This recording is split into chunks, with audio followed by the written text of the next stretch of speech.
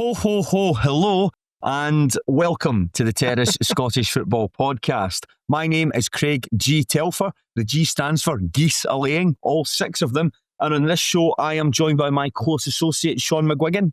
Hello there. And you know what happens when the Mark Hoyle and Roxanne Messenger of the Terrace get together? That's right, we are going to create a YouTube channel called Lad Baby. We will have 5 consecutive Christmas number ones, all themed around sausage rolls. All the proceeds will go to the Trussell Trust. And when we're interviewed by The Guardian in 2019 about how we voted in the general election and whether a Conservative government that introduced austerity would do anything to mitigate the issue of food poverty, we will stay absolutely silent. But when that silence breaks, we'll have a nice, long conversation about lower league Scottish football. You really can't say any better than that, can you? Did they have, was it 5 consecutive number ones there? Because I don't pay attention to the charts anymore. But they had 5 consecutive number ones and then stopped. Is that right? Yes. We built this city. I love sausage rolls. Don't stop me eating. Sausage rolls for everyone and Food Aid. I mean, it's a real, nadir of culture. I mean, there's been a lot of nadirs of culture, certainly over the past decade or so, and this really feels like it's bottom. There's a lot of people who would prefer this to, a Simon Cowell vehicle making it to number one. I'm not so sure. I was not keen on Lad Baby in the slightest. Funnily enough, I started reading an article about them yesterday. I didn't finish it because I realised about 3 paragraphs in that I didn't care. It was quite interesting. They did raise a lot of money for charity. So as much as they maybe we didn't agree with their politics and maybe their songs were absolutely dreadful, it sounded like they did raise a lot of money for charity. So fair play to a degree. The Jimmy Savile defence there, Shaughan, that you've decided to. Up to you, mate. Up to you. Listen, we are not interested in raising money for charity. We're just interested in talking about lower league Scottish football, listener, and that's exactly what you are going to get. And because it is the festive period and because we've reached the midpoint of the campaign, Shaughan and I have decided to do a mid-season awards show. It's like those roundups and listicles and slop that gets shoved on Channel 5 at 9 o'clock in the evening, like the countdowns of the 100 wackiest things from 2025, except it's just the midpoint of the season, so we thought it's a good chance to celebrate the best and probably the worst of the season so far. We've got 10 categories to get through. Some are serious, some are a bit of a laugh. We can't provide you with any fun. As we say, we gave up on that a long time ago, but we can provide you with about 65 minutes of words. That's all we can do. That's all we can do. Now, Shaughan and I, we have got 10 categories we agreed between us. We privately picked our nominations. Shaughan doesn't know what I've picked. I don't know what he's picked. But between us, we're going to have a wee debate and bring you the best of the 25-26 season in the Scottish lower league so far. But before we get going, Shaughan, can I check in with you? How are you? I'm very well. I am unusually organised for Christmas. Yes. I don't have anything left to buy, and we're recording this on 23rd. That there are years where I haven't started buying my gifts on the 24th. So I'm kind of reasonably content with how my Christmas has went so far. What about you? Yes, I'm the same, Shaughan. I'm the same. I did just a big online shopping thing. Pretty much went around Glasgow getting the rest of the stuff that I need. I need one more gift. But other than that, I'm quite content. Everything is wrapped. Everything is written. In foil or paper? No, paper. Oh, we've decided you say that as if it would be unusual, but there's definitely been at least 2 or 3 Christmases in a row where you've wrapped all of your presents in foil. I used to be an immature little shit, and I've decided that it's time to grow up. These are the sort of things you can get away with when you're a student and you've got no money, but you're a man. You can't wrap things in tinfoil when you're a man. You need to actually sit down and wrap them in paper and stuff. So in fairness, I think wrapping gifts in tinfoil would be A, easier to wrap, and B, it is shiny. So I never thought less of you because you did it. I thought it was funny, and possibly maybe more people would follow your would follow that.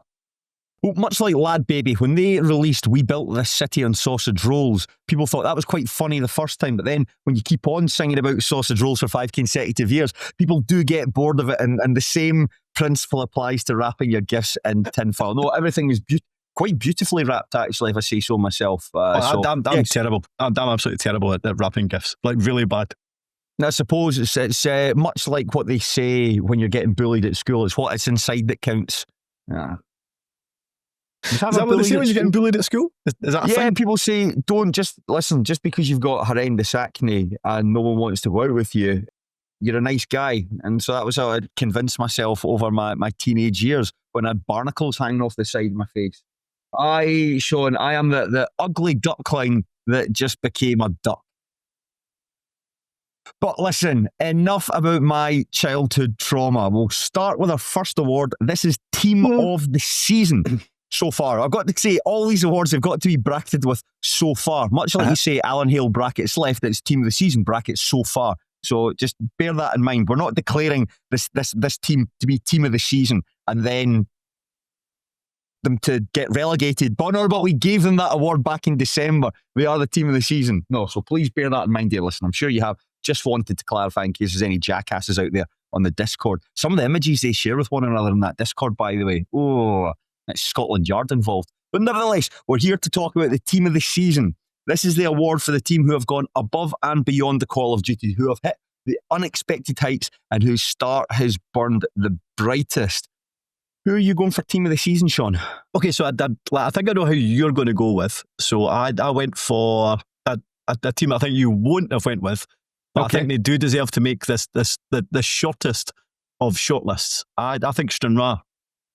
So in terms of there's two teams I think in the lower leagues that have very much overperformed in terms of how we expected them to do at the start of the season. But I think Stranraer have just done so well in League Two. Like you look at like the fact that they're sitting fourth, and based on how we thought they would perform, and like rightly or wrongly, I think there was scepticism about the fact that they had recruited so many players from like the kind of West of Scotland League. Even to a degree, like how Chris Aiken had come in. Like we wondered how he hadn't necessarily set the heather alight at lower levels as well as a manager. But I just think in terms of like the fact that they're sitting in the playoff positions, the fact that the only teams that are above them are Spartans, who probably have quite an expensively assembled squad. Yep. East Kilbride, who we know absolutely do, and Clyde, who I think have a good squad and have a manager who is kind of like known for getting teams out of this division. The fact that Stranraer are sitting just below them, I think is a kind of credit to them. And I know we're always relying on their kind of excellent highlights, but I just feel like they are a team who, like, it feels like they always kind of go for it. Like, I'm not saying that every single game is really, really good, but I always get the impression that if Chris Aiken, he tells his team to play on the front foot as well. So it feels like they're quite a good team to watch. So if I was a Stranraer fan, I think I would be very, very pleased with how this season has panned out so far. I can see why you've gone for Stranraer, but the only issue I would have is it took them a wee while to get going. I'm sure there was at one point we were quite confident that Edinburgh City, they were the team that Edinburgh City would overtake and end up finishing bottom. And I do appreciate that the last couple of months have been exemplary for them. And they'd have 6 wins in a row in all competitions had it not been for Kai Kirkpatrick getting that last minute equaliser at Dumbarton at the weekend there. I do like Stranraer, but I think that my team of the season, I was thinking a team who have just like completely outperformed expectations. And I think Stranraer have done that to an extent. But my own pick, and it's pretty obvious, it's Arbroath. Yeah. I just think is the team who they came from League One into the Championship as champions. The expectations were at best finishing 8th place. And they're a team now who it's very difficult now to argue against them finishing in the top 4. It's actually quite difficult to argue against them. I was going to say bettering. They finished in, was it 3rd place then? No, 2nd place they ended up finishing in. I was going to say that it's better that. They could repeat what they did in 21-22. I don't think that's outside the realms of possibility. I think they've got 2 good managers, well, 1 good manager and some doofus that just like gives really dull post-match interviews. But you know, like, and David Golden, Colin Hamilton, there's 2 guys there that who know how to get the very best out of the players. They've signed very well. They've signed the right profile of player. We've complimented them on just that, the experienced spine that they've got throughout that team and how they've been able to augment them with some really hyper-talented players like Taylor Stephen at the moment. if you're St Johnstone, you think we should probably actually recall him because he could actually do us damage in the long run as the season goes on. And I think that the club are just in a really good place at the moment, and I think it's a lot of fun to be an Arbroath. I mean, they went up to Ross County at the weekend and beat them 2-0. It didn't sound like it was the most entertaining match, certainly not the most surprising outcome given the contrasting form of both teams, but I just think that for a team who consolidation was the watchword, they're now being spoken, it's just, you're not even taking into the consideration they're a part-time team. They're just a good championship team that are challenging for promotion. And the fact that you're not even talking about their status and the players are only training twice a week is just because of how good a job they've done. So it's an obvious answer, but that's why I went for Arbroath. Yeah, that makes total sense. I was trying to think, and I totally agree what you say in terms of we've now moved beyond like describing Arbroath as a good part-time team. That's just a good team, a really good championship team. But I'm trying to think how often in the past like this has come about. Like, it does feel quite rare that a part-time team could be in and around the top end of the championships. Obviously, you had Arbroath 21-22. I think they were top of the league at this time in that season, and there's only 5 points in it. I suppose the unfortunate thing for Arbroath this time around is that they have a really good St Johnstone team in the league and quite a good Partick Thistle team in the league, so they're probably not going to be able to reproduce it. But we'll see. But like in terms of, so there's that in terms of Arbroath finishing second. Dumbarton might have finished fifth at one point, but is that it in terms of part-time teams kind of punching above their weight at this level? Since the advent of the playoffs, or certainly since the Premiership playoffs were put in, I think there's only 2 part-time teams have finished in the top 4, and they've both been Arbroath. Unless someone wants to correct me, I'm sure it's only Arbroath 2 times. Dumbarton almost did it, but they ultimately couldn't. Which shows you how rare it is and how well like Arbroath are doing this season. And it was interesting in terms of like that. It was weird. Like as bad as Ross County have been and as good as Arbroath have been, there's still a wee bit of my brain. I think just because it was Ross County versus Arbroath, there's still a wee bit of my brain on Saturday was thinking, maybe this will be the week that Ross County get their ducks in order or whatever. Of course, that wasn't the case. And I think the only thing that might derail them, other than maybe like 1 or 2 players like picking up an injury, like they do have 2 or 3 players who are performing well who are on loan. Like so, if they are recalled, like you've already mentioned Taylor Stephen, for example, if they are recalled, then that might hamper them. But like who knows? The fact that their tenure as managers at Arbroath has been so good.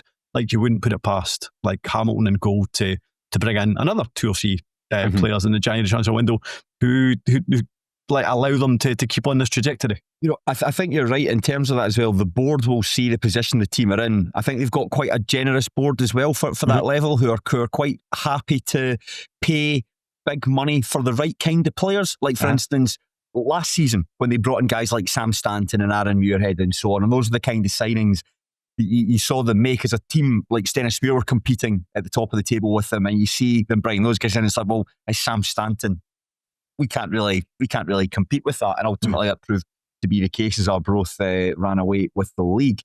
The others, Shaughan, there's a couple of other teams I thought might be for team of the season. St Johnstone, Inverness Caledonian Thistle, East Kilbride, just because they've been quite rock and roll since they've come into the SPFL, not always in a good way.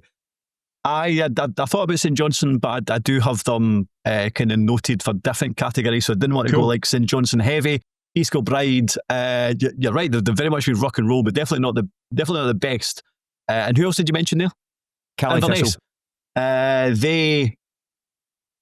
They've won too many games in a kind of dull manner. Like they win quite a lot of games 1-0. I think Inverness fans are clearly happy with how the season's panned out, but I don't know if they're necessarily blown away, which is why I didn't have them as one of my 2. So can we say then, are we both going for Arbroath for team of the season? Yeah, absolutely. Congratulations to Arbroath. You are the team of the season at the midpoint of the 25-26 campaign. What an accolade. We'll move on to award number 2, the player of the season. Football's a team game, of course, but there are some players who are just too damn good and stick out like the proverbial sore thumb or a boner in a pair of joggies. And this is our opportunity to celebrate the best of the best so far. Shaughan, who have you gone for? I was expecting that, sorry. So I don't think he's necessarily everybody's cup of tea. But I went for John Robertson of East Kilbride. Right, I can see what you mean, because he's obviously a very talented player. He's a big gobshite. Yes. He's petulant, but you can't take your eyes off him. I can see why. Talk us through your thinking. I mean, he's got 21 goals in all competitions this season, and I appreciate that there's a few players in the lower leagues who have kind of padded out their stats by the fact that, like, you play 7 or 8 games in the Challenge Cup this season. But regardless, I think that when John Robertson has his eye in, he is essentially a cheat code, and I think there's very few teams in League 2 that can cope with him and deal with him and defend against him. Like, you can play him up top, you can play him out wide. He will drift in. His finishing is exceptional, whether it's from kind of open play or maybe even from a dead ball. And there is, just from watching highlights, I find it difficult to like John Robertson. He seems very aggressive, like uber aggressive. Yeah. And I can understand why fans of opposing teams really don't like him, and then maybe even opposing players find him so difficult to be on the same park as. However, like, the fact that he is in line to score potentially 35, 40 goals this season, I found it difficult to look by him as a potential player of the half season.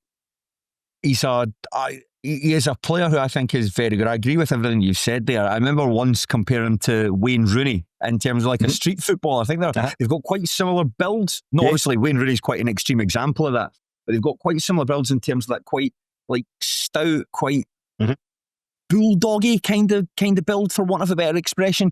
And he's super competitive, super aggressive, and I think those are great qualities to have in a football player.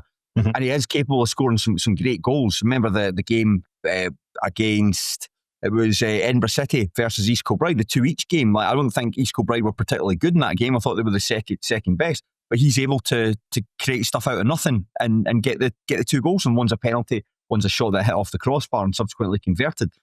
On the flip side from that, though, it's just a pain in the arse, because he just gets so worked up. There was a game, I'm sure I shared it in the podcast, it was right back in the League Cup group stages. It was Inverness, Caledonian Thistle went to K Park. They ended up winning 6-2 in that match. And he wanted a ball quickly over the top from Magnus Mackenzie, who was playing at right back.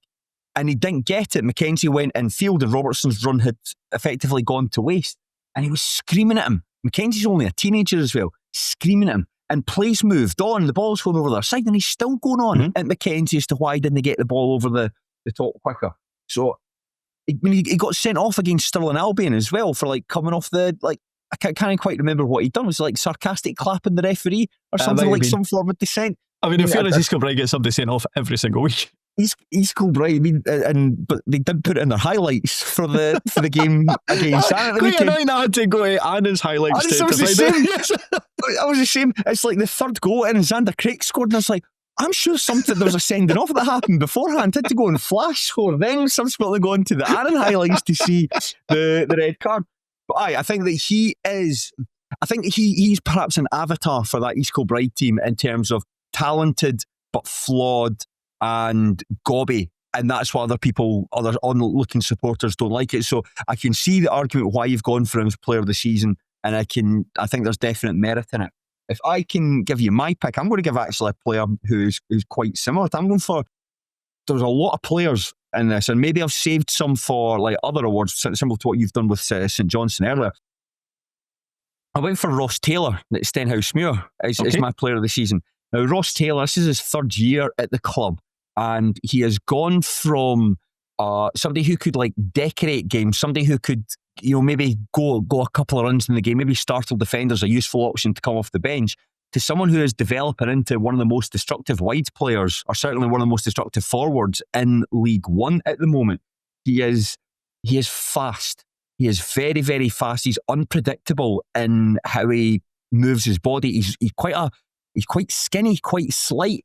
And I think that because he's got those wee pipe cleaner legs, defenders find him really difficult to pin down.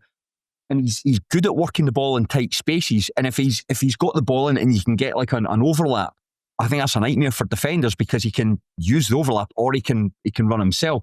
And on top of that, if he's got space to run into, he can eat up the ground really, really quickly. He can put defenders under pressure, put goalkeepers under pressure.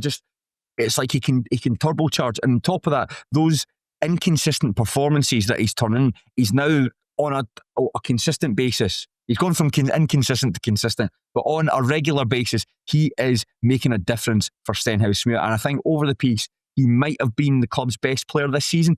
And I think he might be in line for other teams who will want to take a look at him in January and take him elsewhere. So a couple of things based on the fact that you've mentioned Taylor. So, like, are you kind of ruling heart over head would be the first thing, and in terms of Taylor, like I think he's got about 12 goals in all competitions this season. But I suppose a bit like Robertson, to be fair, I brought it to the table.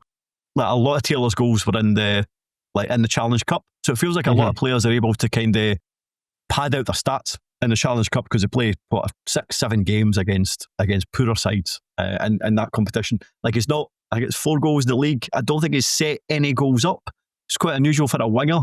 So is it that he's just quick but still needs to like learn what to do with it, if that makes sense? No, I think you maybe said that at the beginning of his time at Stenhousemuir. There's definitely a player who had potential there. I just think he is now, he's at the stage now where he's gone from, if he can put it all together, it'd be great, to actually thinking, no, this guy's just great. I appreciate the numbers don't necessarily back up. I'm seeing him most weeks, so I've perhaps got a greater understanding of what he does to yourself. But that's my pick. The other players, Shaughan, I thought might be worth talking. There's Josh McPake, probably the most obvious one. Yep. Thought Logan Chalmers is having a really good season at Partick Thistle. Remy Savage at Inverness Caledonian Thistle, cruising through most games. But I think in the spirit of it, I might be inclined to go with yourself and go with John Robertson. Okay, I think that makes sense, and I would agree clearly as I've brought him to the table. Very good. So congratulations to John Robertson. You are our player of the season so far, but just not for all the right reasons. But that's part of the fun. That's why these guys are playing further down the food chain. If John Robertson wasn't so aggressive, he'd probably be playing for Newcastle United. But that's the way it works. Now, our third award is the signing of the season. This is broadly similar to the player of the season so far, but it's also broadly different. It's an award for a new recruit who has added so much to their team and is already lauded by supporters and perhaps even bigger teams. Who's your pick? I went for Jamie Gullen.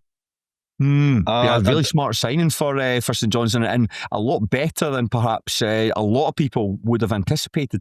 Yeah, I just think that St Johnstone made a kind of clutch of signings right at the start of the transfer window. So, like Regan Tumulty and Boys and Jack Baird and Jamie Gullen was one of those 4. And I think there was a suggestion. I certainly felt it. I was like, right, okay, if that's the standard of signings that St Johnstone are making, like I think all 4 of those signings are good, but it doesn't necessarily indicate to me that like they're going to run away with the championship. And I think some of those signings have been hit and miss, for example. But Gullen, my goodness, he's been the biggest hit by a mile.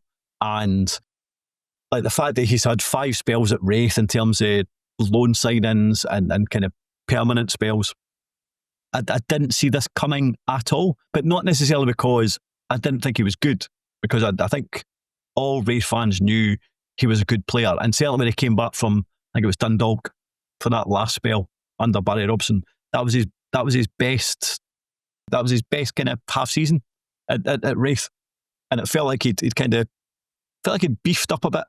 It felt like he'd maybe was taking things a wee bit more seriously, but still, like he wasn't putting in the kind of numbers that he's putting in at St Johnstone. And I think in the past you've put that down to the fact that maybe John McGuigan and Barry Robson and other managers didn't know where to play him. So he would play behind a striker, he would play as a striker, he would play wide right, he might play wide left, he might he would play 4 or 5 different positions at Wraith. And it's like, right, well, he can't nail down a position, and that's why that might hamper him.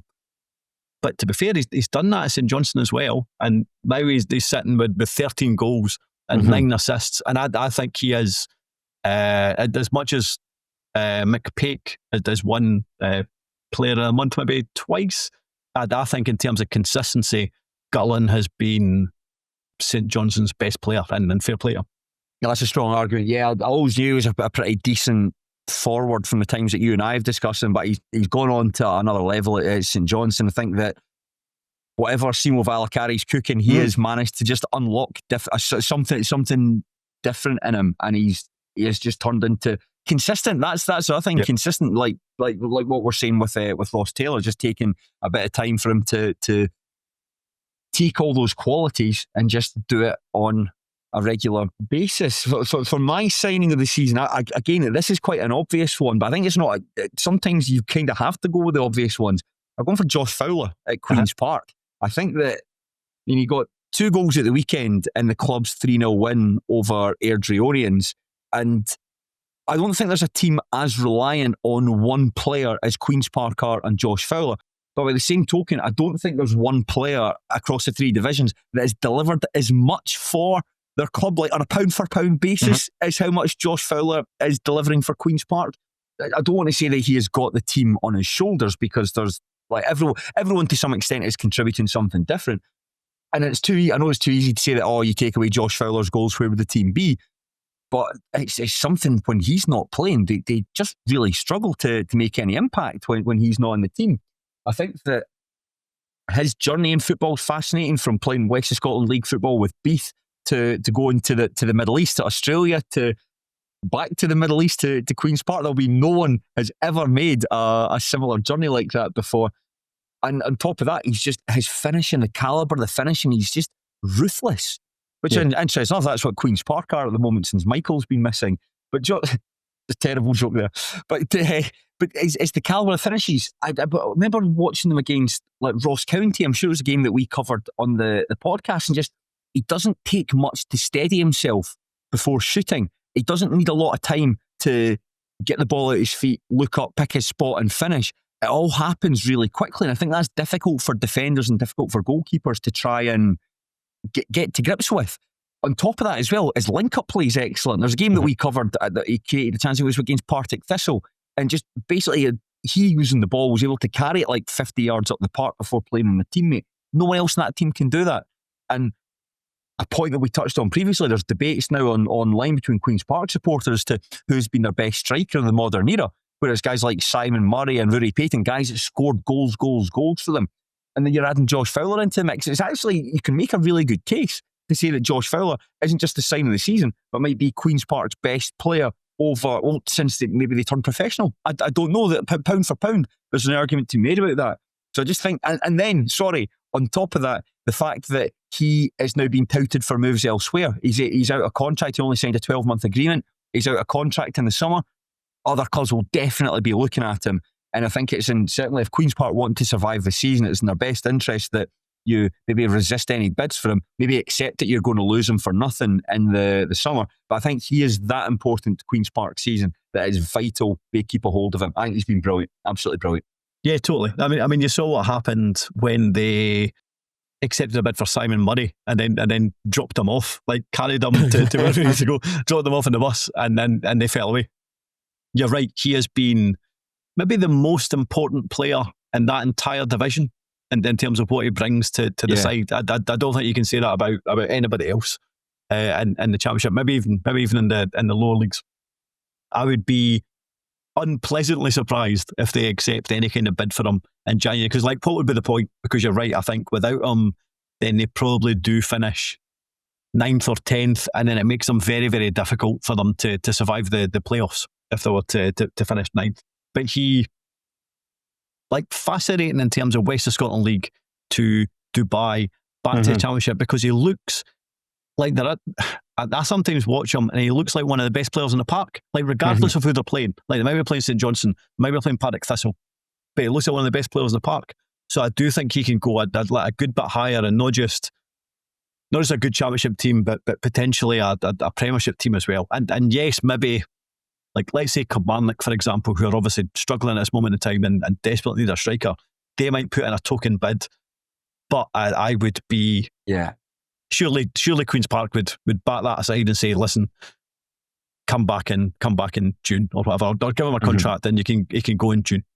Yeah, I think that's spot on. I'm sure I read an interview with him where he was, when he was playing for Beath, he was a joiner, and football was just like more or less a hobby for him. I don't think he could have ever imagined that he'd have the opportunities that he had.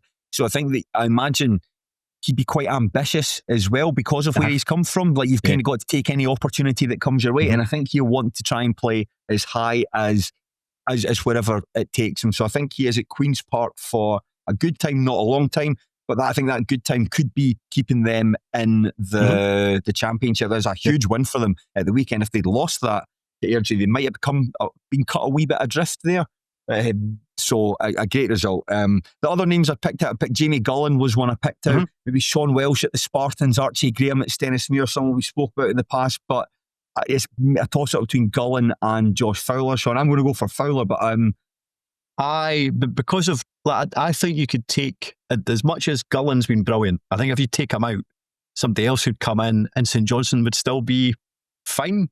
I don't think you can do that with Fowler in Queen's Park, so I'll go with Fowler.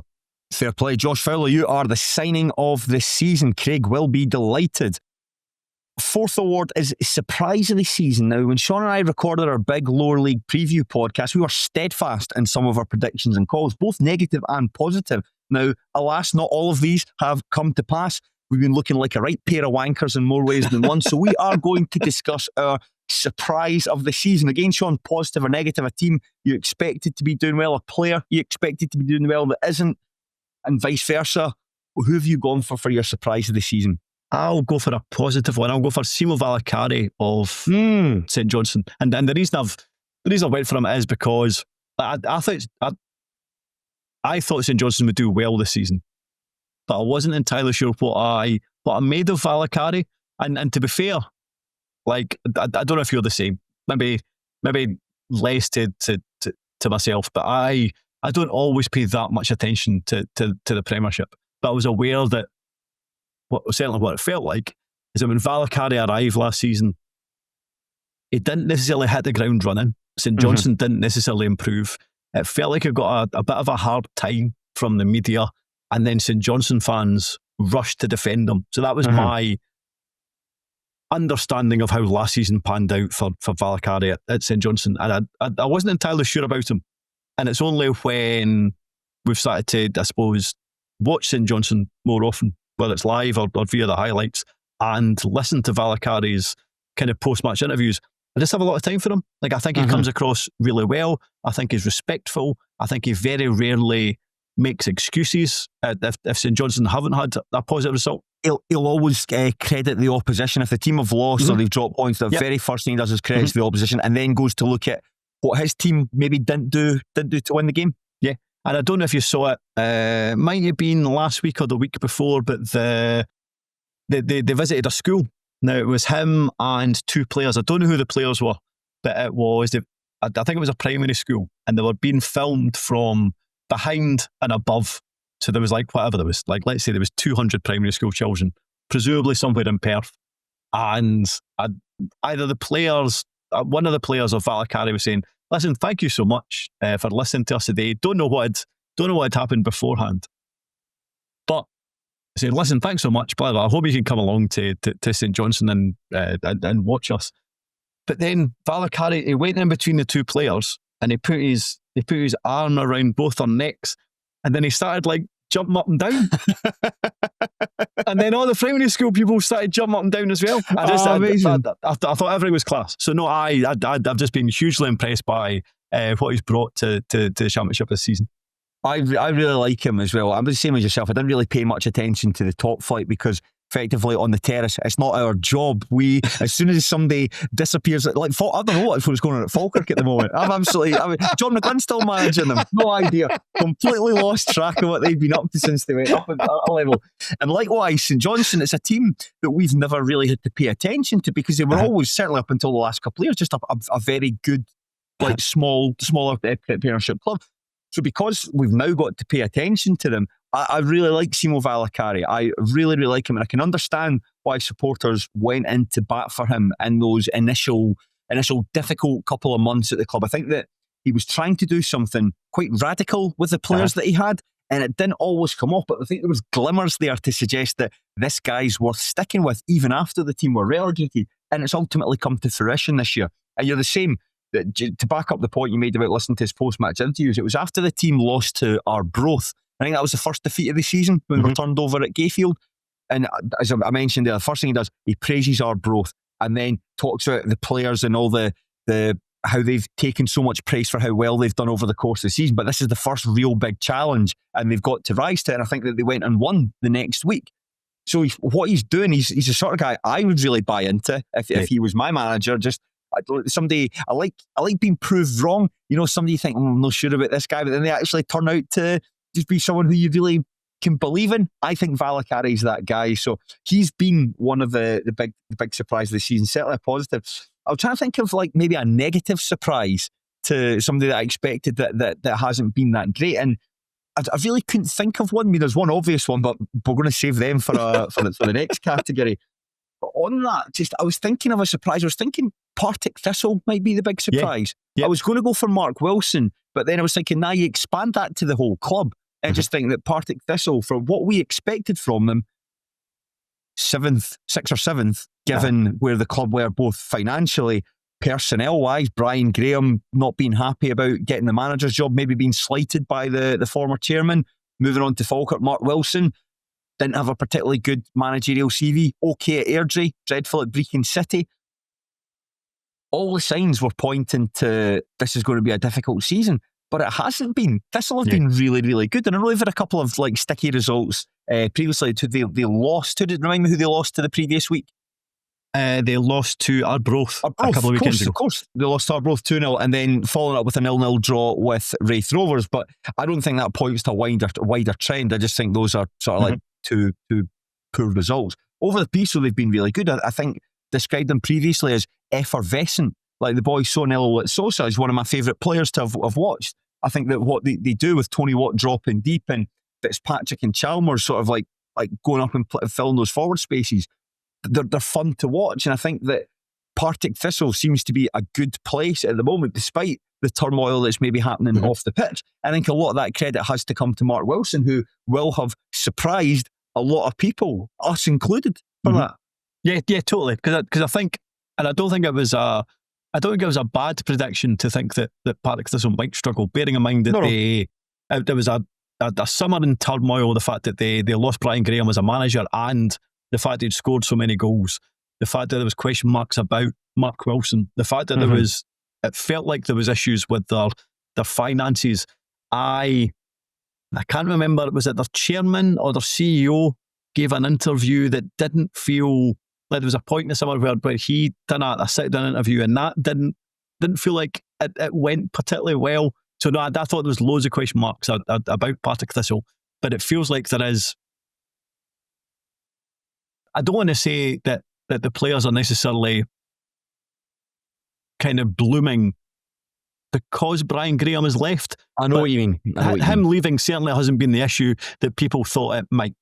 And that's just that goes to show like great adaptability from Wilson to basically like completely reshape the team. Not just like mentioned like Stuart Bannigan going on a mainstay in the middle of the park. You kind of replace us. So you replace him with somebody who performs with the enthusiasm of a Labrador puppy in the middle of the park. Like, Sosa's class, absolutely class. It was like I saw an interesting post in Pie and Bovril where there's a lot of players that have come like via Celtic, by that from loans, or like Sosa was at Celtic before moving to Lommel in Belgium, and they were saying that it could have gone either ways, where Wilson gets criticised, uses contacts really well, uses contacts at Celtic really well to go and make these signings and improve the team. Had the team not done well, lazy for Wilson, that he's just only he's got contacts at Celtic. They're the only guys getting, and none of them have worked out.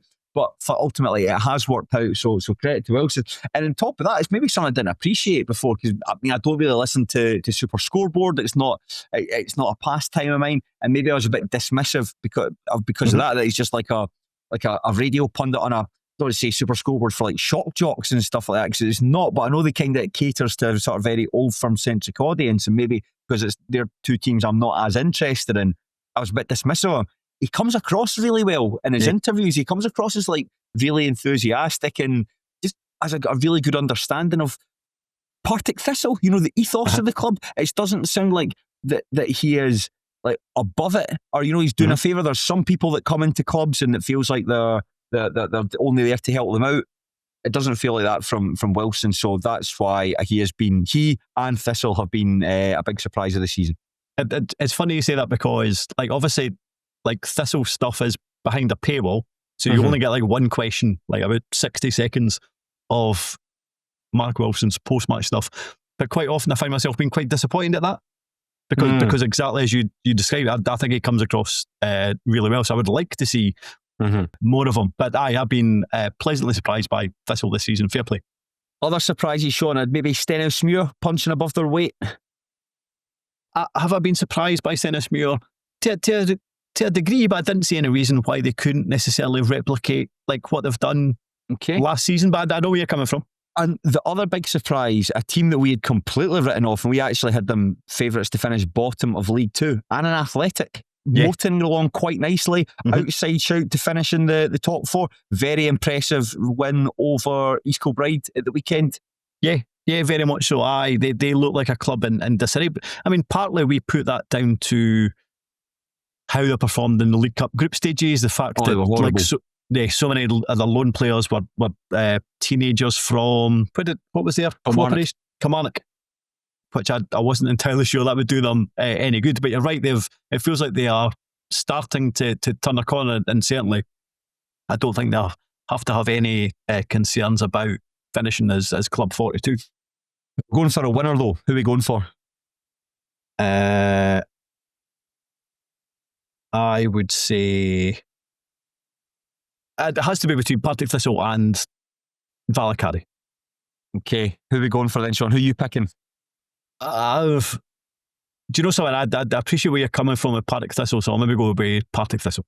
Class. I was going to say that. If you'd have gone for Valakari, I'd have gone for that as well. So that's fine. We'll go for Partick Thistle. You are the surprise of the season. Well deserved. Now, we teased this next award about 10 minutes ago, and this is the one that I think it's a lot of people might be listening to. This is the flop of the season. Now, there's some players, managers, teams have not quite performed as expected, both good and bad.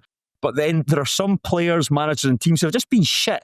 And I think that rather than break it down into three separate categories and dwell on like the worst player of the season, the worst team, the worst managed season, we've created a one-size-fits-all category, flop of the season. And Shaughan, there's been a wee bit of divergence so far. I'll be interested to see if we're on the same page here. Who's your flop of the season? It can only be Ross County. Ross County. Congratulations, Ross County. You are the flop of the season.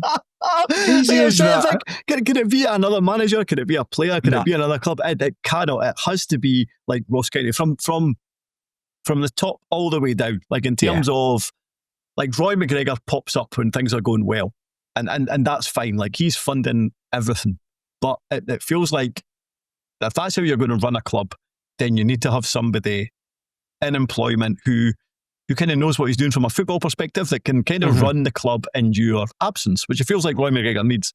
I'm not entirely sure that Stephen Ferguson is that man. Like I remember, I think he was interviewed at half time, quite near the start of the season, of Ross County versus St Johnstone. It was a Friday night game. And to be fair, I can't remember exactly like what the questions were or what his answers were. But it didn't necessarily fill me full of confidence that he was the right man to be running that club. But that's, so you've got McGregor, you've got Ferguson. Then below that, you've had Don Cowie, who it felt like he was too nice. Then Tony Docherty, who was probably too rubbish. Then you've got a squad of players who it feels like several of them just don't want to be there anymore. It feels like every single aspect of that club is I was going to say rotten, and that wouldn't be the case. That would be too harsh. No, it is. I think every aspect you know of what I mean? rotten. Aye. I think that, and it's probably, I think that if we'd broken this into like player, manager, team, I think every Ross County would have done a clean sweep of these awards. So I think just out of politeness, we're just consolidating this all into the one award. Yeah, just from the top down, from McGregor, Ferguson, Cowie, Tony Docherty, Callum Davidson, Declan Gallagher. I saw there was the screenshots that were posted on Pie and Bovril of Declan Gallagher arguing with someone and accused. I mean, I take it with a pinch of salt. I can't imagine it's been doctored. I'm not sure what platform it was on, whether it was TikTok or something else. The interface wasn't one that I was familiar with. But he said, like, in Gallagher's interaction, he said, you don't know anything about football. If that's the case, why are you arguing with him? If you don't think the guy's opinion is ultimately valid, why bother arguing with him?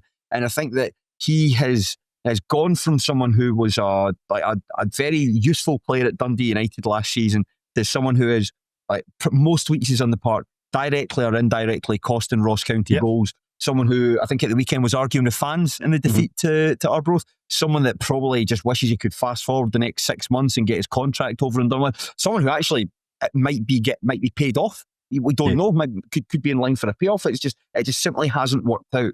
And at County, you know, to talk about the Premiership for a second, you look at Celtic, and you know Celtic have got a lot of issues. I think maybe the 3-1 win over Aberdeen the weekend there has maybe assuaged some concerns for the time being.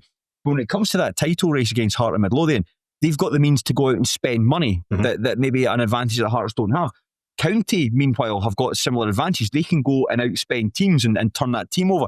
I don't think that'll make a difference. I know that's a weird thing to say. It just feels like there's just something not right at that club this season. And it needs, like, culturally, it just needs a hard reset. And that's the thing I think is going to take, like, seasons to fix. They're now adrift at the bottom of the table. Is that 6 points behind Queen's Park and Airdrie? Five behind ninth, maybe. Yeah, you beg your pardon. Yeah, a game in hand. Spiders and the Diamonds have got 17. County have got 12. Yes, with a game in hand. So fair play, but they are now adrift at the bottom of the table at the midpoint. That's frightening. And there's just been so many factors that have led to that. That's why they're the absolute certainties. The only people that could, the only group, the only organisation that can win this award. It feels. I say this all the time. Like, I don't like kicking someone when they're down and then say some really unpleasant things about Ross County. It's just that every time we discuss them, it's just we don't have anything nice to say about them. It's just because part of me thinks there's no rock bottom yet. That's the thing. Part of me thinks that it's going to get worse. I mean, the thing I would say in terms of, like, the biggest flop of this season, I was actually wondering if you can think of a bigger flop, as in terms of, like, we saw decent full-time teams drop into League One before, in terms of Falkirk, Partick Thistle, Dunfermline, Raith Rovers. Seen it loads of times before. I don't think any of those clubs were reasonable favourites to win the championship when they ended up getting relegated. So that's quite significant in terms of the difference between expectation and reality. And in terms of the halfway point of the season, I had to be checked back over the last 5 years. So last year you had Airdrie on 6 points. Now that's very much the outlier. Now they ended up staying up, but only because Hamilton had a points deduction. Before that you had Arbroath on 17, Hamilton on 14, Morton on 13, and Alloa on 13. Now, there's some stinking teams in there, but Ross County are actually, as it stands at this point, compared to 4 out of the last 5 seasons, as bad as any other team that we've seen in the championship. And considering they were the favourites, it's extraordinary that we're in this position. Yeah, that's all you can say. It's extraordinary. So, I mean, they could have also have won surprise of the season. But we want to have a laugh for doing that. I think this is the only time we're actually going to have to be, like, super negative on a team. And it's I mean, I was trying to think of the other people that you could pick. Maybe Billy Davis at Greenock Morton since he's coming. Kelty Hearts, maybe, just in general. Tamil Ware's post-match interview after that defeat to Cove Rangers was absolutely morose. It doesn't sound like he's got any ideas how to arrest this declining form. But even so, I think we knew that Billy Davis is a crackpot, for want of a better expression. We knew this was going to be a difficult season for Kelty Hearts. Nobody, I think in like a decade's time, when we're still pulling together these terrible podcasts, and we're doing like our 10 worst teams of all time, I think we're going to come back and look at this county team. I think we're going to come back and look at them. They might be up there with the Falkirk team under Paul Hartley that recruited all those jobbers from England. Like on paper, they should be much, much better. But as it stands, they're not really. So very interesting to see how this pans out. Yeah, definitely. So Ross County, well done. Well, it's an unwanted award, but it's an award all the same. We'll present it to you, and you can throw it away once we've left your office. Now, we're past the midpoint. We will go to, this is match of the season. This is some high-octane games have taken place across the lower leagues, but there are a couple that have quickened the pulse and taken the breath away. Shaughan, what has been your match of the season so far? So I wanted to go, maybe, I don't think it was the opening day of the season, but certainly very early. So it was Annan 3, Elgin 2. Oh, they packed a lot into this one. It was interesting. I was trying to think of a game that I'd either watched in the flesh for 90 minutes or maybe watched on a Friday night, because like the fact that you're having to go by highlights, like I've went for a game here that lasts about 10 minutes. This looked class, but maybe the other 80 minutes were absolutely rubbish. But other than Partick Thistle 3, Wraith 2, which was very good, and remember the game on a Friday night between St Johnstone and Dunfermline. St Johnstone, that was class. That was a St Johnstone game, 1-2, and that was very good. And as much as Toby Stewart had I think maybe at least 2 incredible saves in the last minute, I contemplated that. However, it was just the fact that there was so much jam-packed into the last 3 minutes. Like, not only was there, Elgin went a goal up in the first half, and then equalised, I think, through Miles, what was his name? I'll tell you, it was Miles Gaffney. Yes, Miles Gaffney made it 1-0. Now that was 1-0 after about 70 minutes. But then in the last minute, like Aidan Smith scored a header in the 89th minute. Then Elgin equalised in injury time. I think it was an own goal from Keith Watson. I don't know if there was a lot he could have done about it. It was quite late into injury time as well. Yes, exactly that. And that was also it was also the game where Willie Gibson kung fu kicked somebody in the back of the net, because so the cross came in from the right. There was players trying to follow it in. Right. Keith Watson deflected it home, but Willie Gibson. Now I'll give him the benefit of the doubt that he didn't mean to just essentially kill an Elgin player, but the fact that he'd watched his team just go into the lead and then concede an equaliser, I also wouldn't put it past him. I was going to say the fact it's Willie Gibson. That's the other thing. But then Annan take centre. Elgin actually have a throw-in. So they have a throw-in. We're now so deep into injury time, but they concede a goal from their own throw-in. It was an extraordinary game. And of course, as every game is at Gallowbank, it is played out in front of that very excitable English family that must sit on the halfway line, or certainly very close to the camera, which always makes all highlights much more enjoyable. Listen, I have no idea how good the first half was, or even the first 70 minutes. But those final 3 or 4 minutes, my goodness, the best of the season. Just on an aside, I think I'm going to write to the officials at Annan and ask if they could move that family to as far away from the halfway line as possible. Come on, Annan! To be fair, they're super enthusiastic all the time. They really get behind the team. That was class. That was class. And ultimately, it's probably the most thrilling ending of the game. What was the rest of it? What was the rest like? Doesn't matter. At the end, you got to see Willie Gibson lose the rag because he's conceded a really cheap goal and then go off his head when he scored. How did he not get sent off? Like, it was the most blatant red card. Like, I know he kind of... Oh, was it the Peterhead? Was it? Remember Andy McCarthy's red card earlier in the season where the ball went into the net and he went and volleyed it straight off it was against Forfar, was that last season? He volleyed off Mark McCallum. Yes, you're right. It was Forfar last season, yes. Fucking hell. I mean, Miles Gaffney, did he was playing against East Kilbride at the weekend. Was it him or Xander Craik that put the ball past the post with 6 yards? There's a bit where Gibson teased it. The ball gets played to the back post. It was Gibson Gaffney. basically... nudges it down in front of him, Yeah. and Gaffney puts it past post. Staggering how you miss something like that. But nevertheless, you got the winner here, so you've made up for it. That was like yourself, Shaughan. There was a couple of games that stood out for me. I was thinking, like, going right back to the start of the season, I was thinking like St Johnstone 5, Partick Thistle 1. That felt like a statement win, for St Johnstone to go there against an established championship side, completely big dog them up the road. I was thinking of like Ross County 1, Arbroath 2, because I think that felt like another statement win for when people began to appreciate how good Arbroath were and how bad County were. And similarly, Wraith Rovers 6, Ross County. No, I sound like I'm giving Ross County. I'm bullying them. I don't mean to be. Stop being so entertaining. It's your own fault.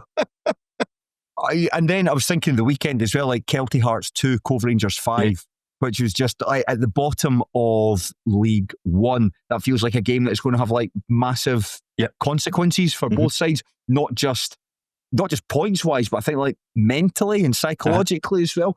But the game I went for outside the Wraith Rovers 6 Ross County game, that was a kind of game that made me go, "Ooh, that's really an impressive result." The game of the season for me is the Spartans 0, Stranraer 4. All right. Yeah, I went for this one because this is the time the Spartans were like league leaders at this point. Stranraer had been in a bit of a sticky run of form. They'd lost to East Kilbride. They'd drawn 0-0 with Clyde previously, and it was a game where they were 4 goals up before half time, and it was just the sort of stuff where everything they seemed to touch went into the net. And maybe this is the actually opposite. I don't think anything happened after the restart, But the fact that it was they went to the league leaders, a team who I think if you can say about the Spartans that they are like good penalty box defenders, don't get pushed around easy. And then you've got like Darren Lang going man to man with like Everton Sonker and Shaughan. But it was great. It just felt like once for the scrappy underdogs to go there and take on the league leaders. So I went for that for the match this season. But I do appreciate, loads happened in the first half. I don't think much happened after the interval. That was also the game where a clearance went through the incredibly small window of the Spartans were filming it. Yes, it did, and it took out their cameraman. He was left rubbing his big bonds. So yeah, but that was something that happened in the second half. Maybe it was at the first half or the second half. It was something else that happened in that match. This feels like it might have been Stranraer's best game of the season rather than the SPFL lower leagues game of the season. Maybe. Something. I've kind of talking myself out it when I brought it to you, and normally you make a pick like, oh, that's exciting, and I said we're going for the Spartans 0, Stranraer 4. Okay, so I think, Shaughan, you know what? I'm just going to do the thinking for the pair of us for the game of the season. The winner is Annan Athletic 3, Elgin City 2. Class. There we go. Annan 3, Elgin 2. Goal of the season. Now, very prescient novel, Animal Farm. George Orwell wrote that all animals are equal, but some animals are more equal than others. Had George Orwell taken an interest in lower league Scottish football, he might have written all goals are equal, but some goals are more equal than others. And with that, it's our mission to determine what is the goal of the season so far. What are you going for? Now, I'm going to have to give an admission here. You know how we are like we've mentioned it before, we're involved with the player of the month and manager of the month.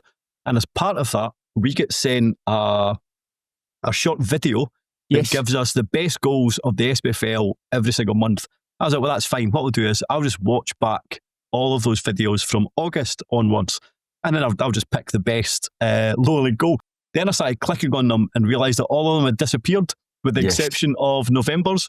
So I've went, because of that, and to be fair, it is a good goal, I went for Chris Moore, the Morton centre-half against Arbroath, because it was a bicycle kick, which very unusual for a centre-half to do a bicycle kick. And also, what I should point out as well, it feels like an accumulation as well, because he had the goal at Starks Park. I don't know if you'll remember this, but it was Wraithel winning 1-0. There was a corner kick came in the very last minute, and the ball actually, so Moore was in the kind of middle of the penalty box, but the ball went behind him, and he actually he moved his leg backwards, so he kind of backheeled it into the corner of the net. Mm-hmm. And I'm not entirely sure if he meant it, but it was the fact that he had that goal and then this goal in 2 successive weeks, or maybe 2 out of 3 weeks. I thought he warranted a shout, and that and the fact I couldn't watch any other good goals from August to October. That's a shame, because there's probably tons of good goals in there. There was a really good goal, in fact, from that. It was Martin Rennie scored a free kick for Forfar Athletic against. Remind me who that was against. Oh, I can't remember who it was against, but I know what you're talking about. That was an absolute cracking goal. The Chris Moore goal was excellent, and just sticking with Capello, another really good goal. Michael O'Halloran's in the win over Queen's Park. Oh yeah, that sort of the almost like a sort of scorpion back kick. That was really impressive. But the one, my favourite goal of the season, I think the most aesthetically pleasing goal I've seen this season. We talked about it on a podcast. Going again, I think it's the second week of the campaign. Going for Bradley Barrett for Edinburgh City down at Stair Park in their 2-1 win over Stranraer. Yeah, really good. What I liked about this, just a really curious quirk, that was Bradley Barrett's first and second touches as an Edinburgh City player. I actually don't think he was able to feature for the club because of injury. Chucked on in that game as a substitute midway through the second half. I think it's Eden Lynch plays a free kick towards the halfway line, just chucks it in towards the box. It gets cleared. Barrett takes a touch with one foot to control it, and then just cuts across it with his right. Oh no, it's his left foot. Beg your pardon. Cuts across his left, and it's just beautifully arrowed into the side net. It's just incredible. It's such an aesthetically pleasing goal to see something like that done. I know this is what thick people say when they see mediocre players scoring amazing goals. But like if Messi had scored that, we'd be going about it all the time. We should be talking about Bradley Barrett's goal more often. It is an absolute work of art. I think it's class. And even like Brian Martin, the old curmudgeon on the Stranraer TV, saying, I think that's the second touch of the ball. You know, just almost in sort of disbelief. I think it's brilliant. And on top of that, that was a huge one, because that was Edinburgh a couple of days ago had been given that 15-point deduction, completely scuppered their chances of challenging for the title, and that had a real galvanising effect. I think it was the first wagon wheel of the season as well. So I mean, I know that doesn't really determine whether or not a goal is good or not. I just think that it just adds a bit of context to it. I think it's a great goal, and when I was watching it back just before we jumped in this podcast, I actually was like, wow, that's even better than I remembered it. It's an excellent goal. The only thing I would disagree about is the fact that you're kind of cliche about, if Messi had scored that, we would talk about it for ages. Like Messi and Ronaldo do stuff like that like all the time, and because of that, we ultimately don't discuss it. But the fact that it's Bradley Barrett scoring it for Edinburgh, then we've at least now mentioned it at least once, maybe twice if we talked about it at the time. But no, I difficult to disagree. That probably is a goal this season. Brilliant. Well, congratulations, Bradley Barrett. You have won the goal of the season so far. Everything has to be mentioned so far. So well done to you. This is about, we're kind of going into some more esoteric picks for our 8th, 9th and 10th awards. Some people might say, are you just padding out the runtime so Craig Fowler can add more advertisement space? A cynic might say that, but Shaughan and I are not cynics. No, this is our post-match interview of the season. When we are doing our patented 3-game podcast, we always look for the manager's post-match interviews to help provide context and insight into preceding 90 minutes.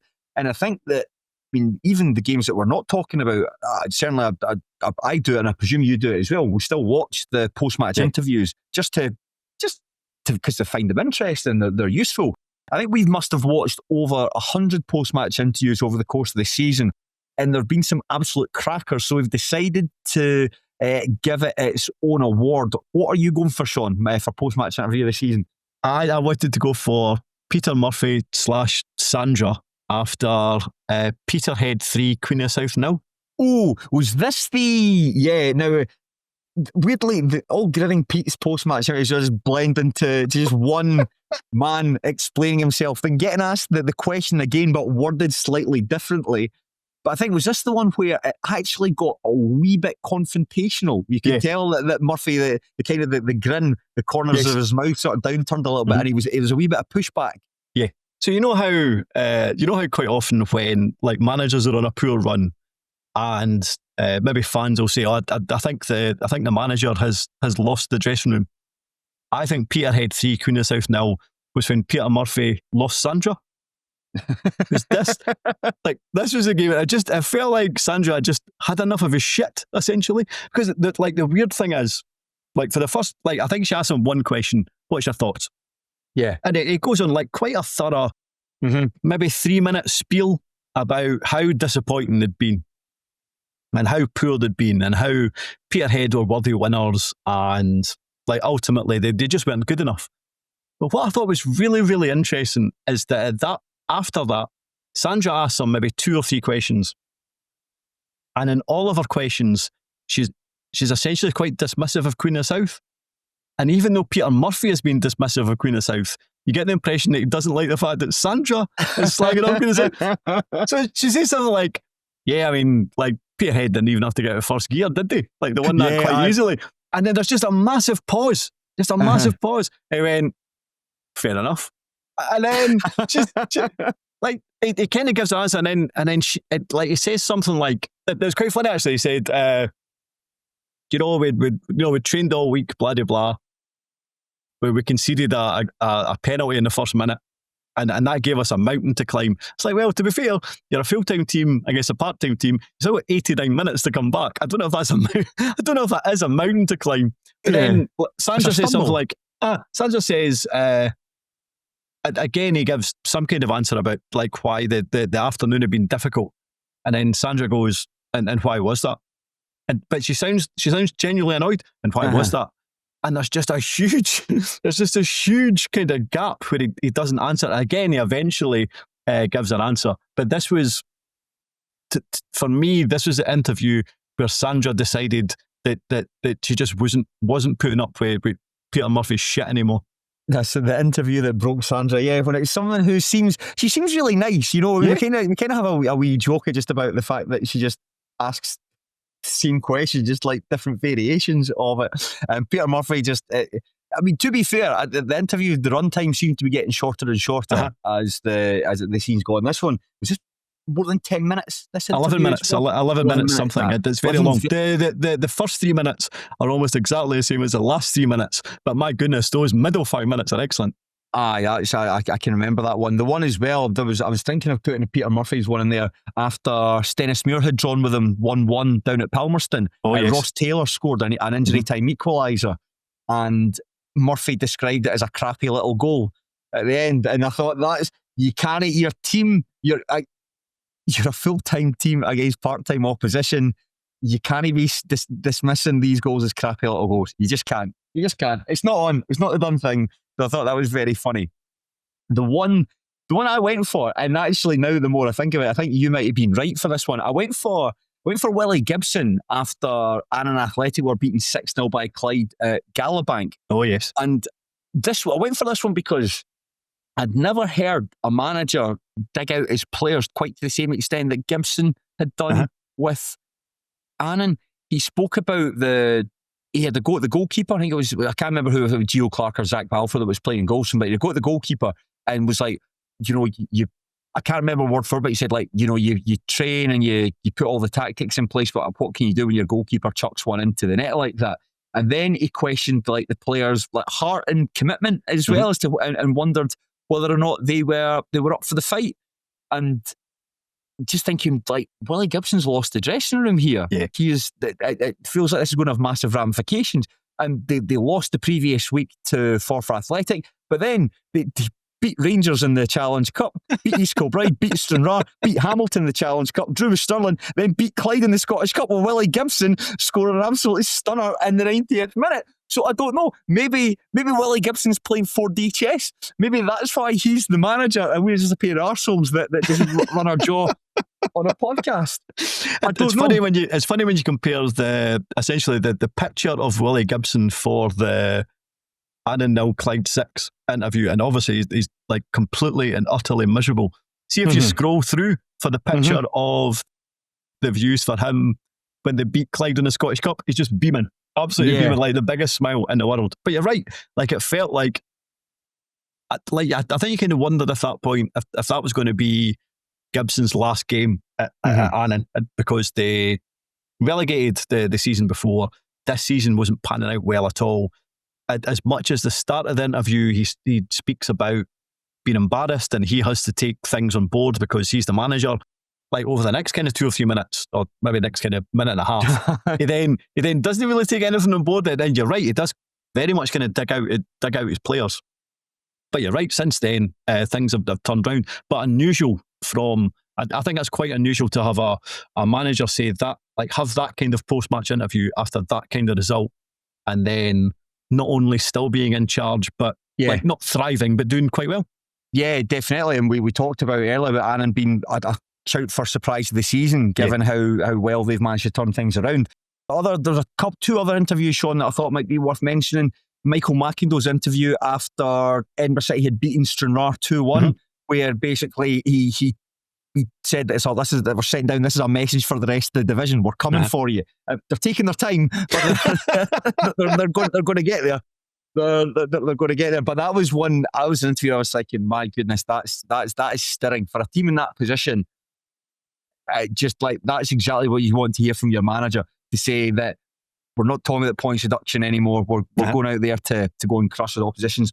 And the other one, spoke about it on last week's show, Billy Davis, after Airdrieonians beat his Morton side 1-0, and he in 3 minutes he was just again very dismissive. And what was it? They will ask themselves, how the hell did they win that game? And quite simply, how the hell did they win that game? I noticed he didn't wheel himself out post-match for the 5-0 loss to St Johnstone. It was Gary Miller. Gary Miller. Is he a youth development coach, head of the academy? I'm not entirely sure. There's weird things going on at Morton, but certainly it was him that done the post-match stuff. I would have loved to have heard from Billy Davis after that one, but alas. Shaughan, I'm going to go with you. I'm going to put Peter Murphy after the Peterhead game. Class. I just think that's the thing. When you lose Sandra, it's done. When you lose Sandra, it's done. Post Peterhead defeat, just me, you know that. Now, number 9, we're getting there. The finish line is in sight. This is our Fan of the Season award so far. Now, I'm not sure who said it. It might be Marilyn Monroe, but football without fans is nothing. And when she was talking about it in the 1950s and 60s, that sentiment still rings true. And we've created this category to reward the supporters who've made us smile over the course of the season, brackets so far. Shaughan, what's your pick for fan of the season? I wanted to go for the Kilmarnock fan, but he kind of smuggled himself in to Somerset Park. So Amazing. This was Ayr United versus... Stop the count. We're going to give it to this guy. The thing is, I was thinking about this, and in my head, I was thinking, I've seen this, but I don't think I have.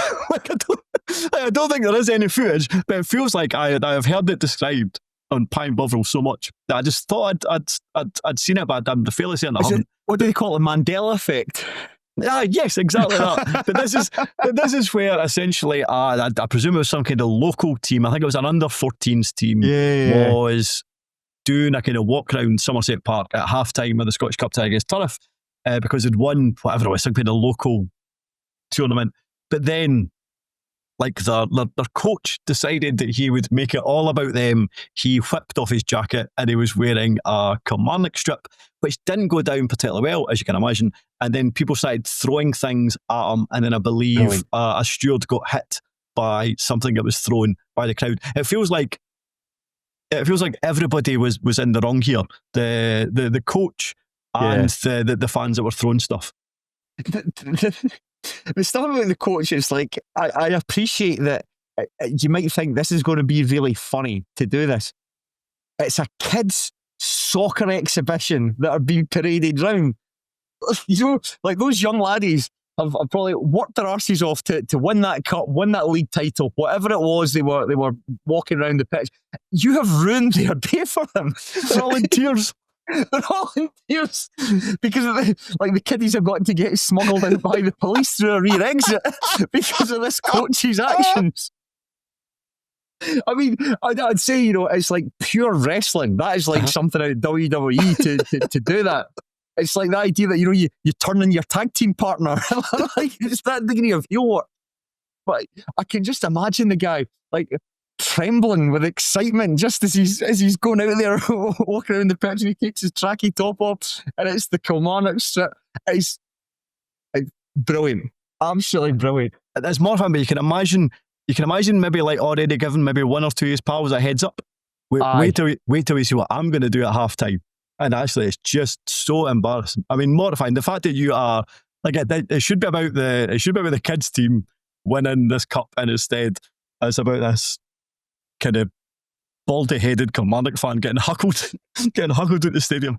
Is he? I mean, is he definitely bald? I imagine he's bald. I haven't seen footage, but I have seen a picture. Right. I'm sure he was bald. Yes. Yeah, that makes sense. Bald it's vibes, like, just bald vibes, isn't it? It's like the area, sticking with A United, that A United fan who ran on the pitch at Palmerston that time and fell over. It's always bald guys. Why are bald guys always the ones that are up to no good? I don't know. Is that? I don't know if it's that, like, when you start losing your hair, you become more susceptible. Start losing your mind. You become more susceptible to like 5G signals and all that are piercing through your skull and making you daft stuff. There might be an X-Files episode about that, like a spate of killings, unexplained killings by bald men, and Mulder and Scully are sent into. That's the cold open for that X-Files episode. Stephen Dobby's about to take that penalty, and just this bald guy comes charging into it, hits the deck.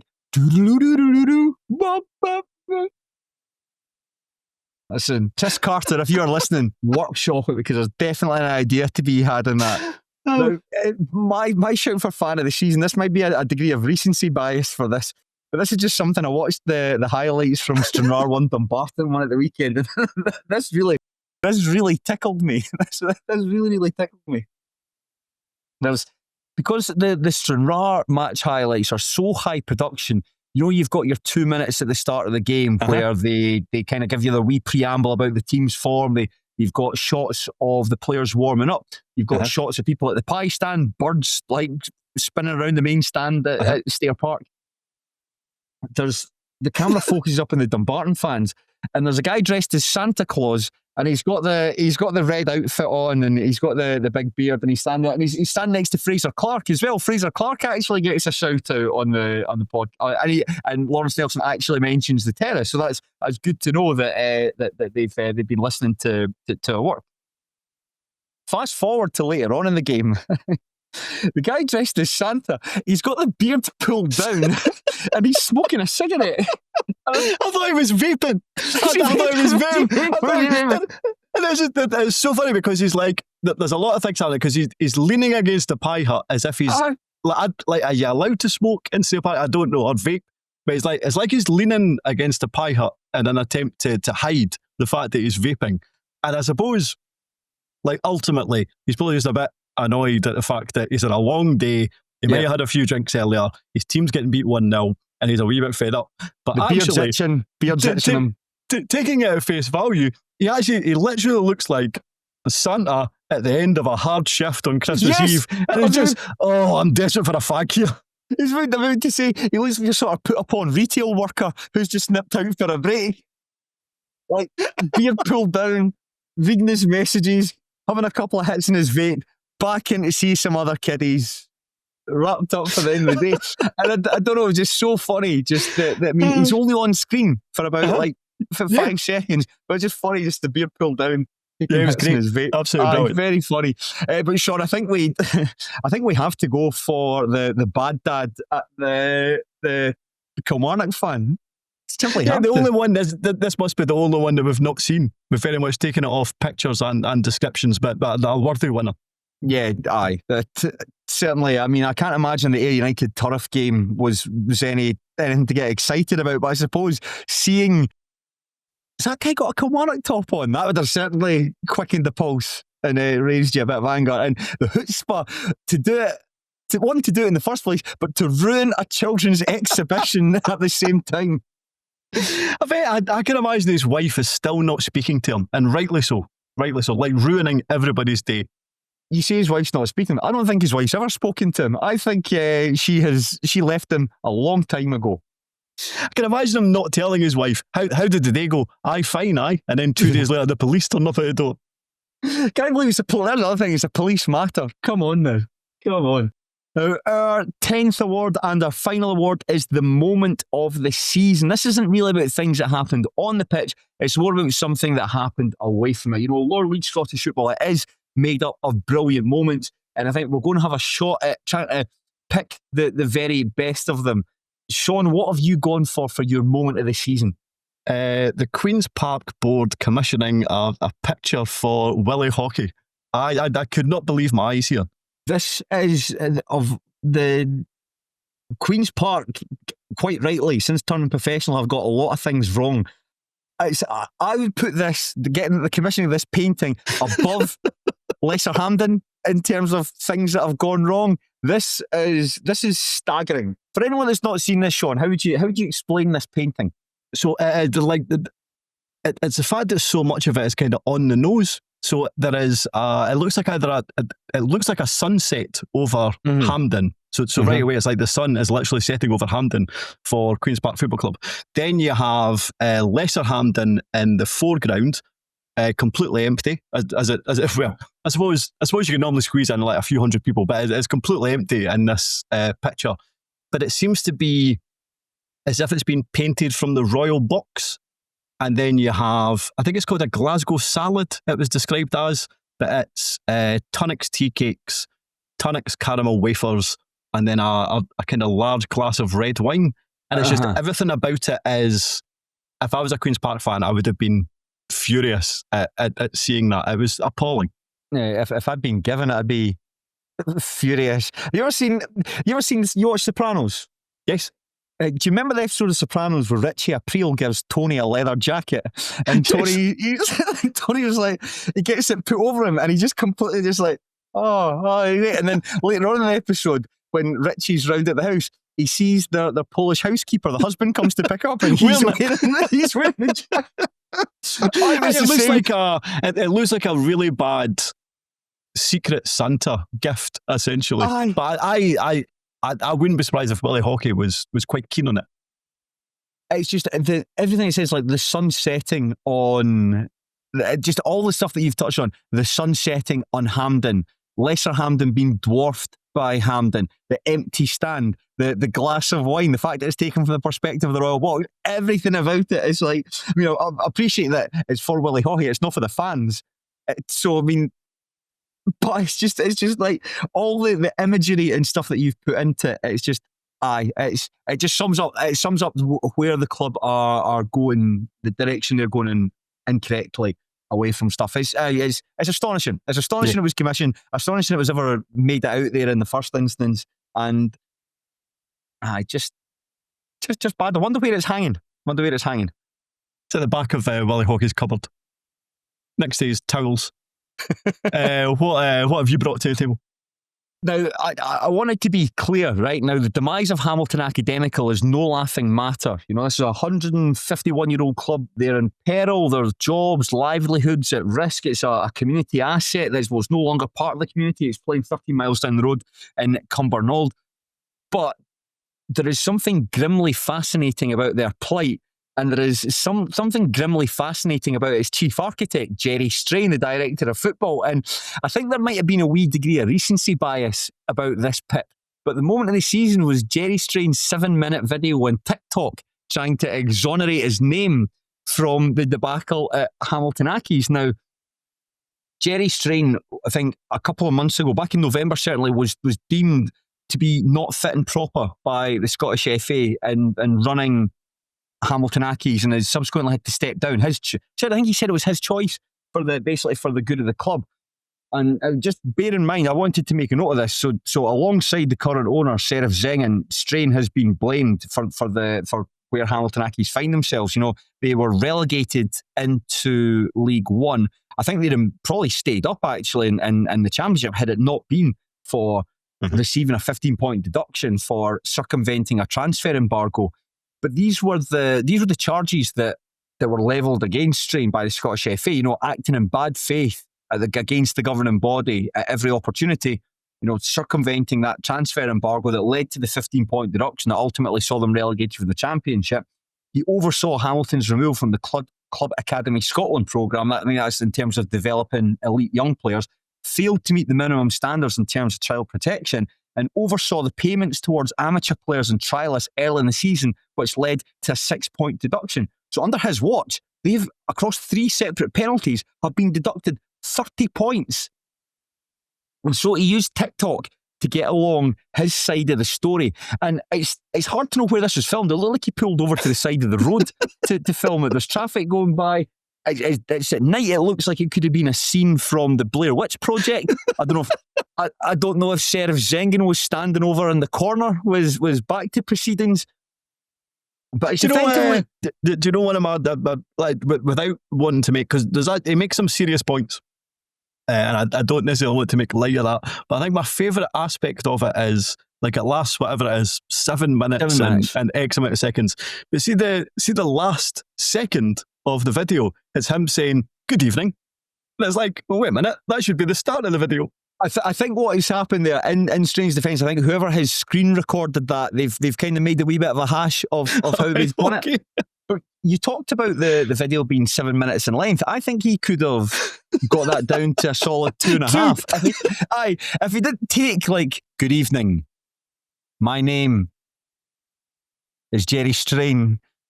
It's like he's reading a very slow auto cue. It's like I've never seen like it since Sam Fox and Mick Fleetwood at the Brits in about 1987. Just a real struggle with an auto cue. Remember when they straight away, because there's a massive height difference between Sam Fox and Mick Fleetwood. He goes to the really short microphone, she goes to the really tall one, and straight away you know that you're in for a good laugh. I picked this because it's the stuff that's going on at Hamilton. It's